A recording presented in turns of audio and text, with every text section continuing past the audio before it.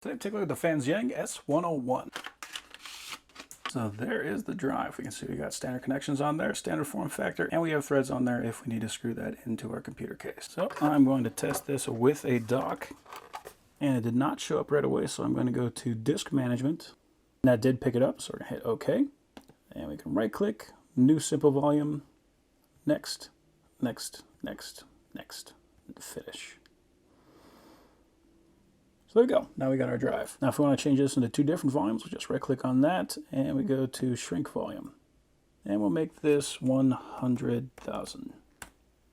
So now we have a 379 gigabyte drive and we have 97 gigabytes unallocated. So I'll make that into a new simple volume.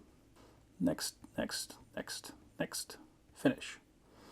And now we have two drives in the one drive. I don't really want to do that, so I'm just going to right click, delete volume, and then click on my original volume and extend it. And we will extend it to the full size. So now we have our full 500 gigabytes. So now I'm going to copy about 15 gigabytes worth of data and we'll put that on that new drive.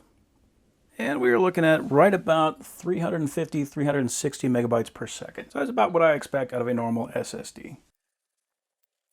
And now let's do a speed test.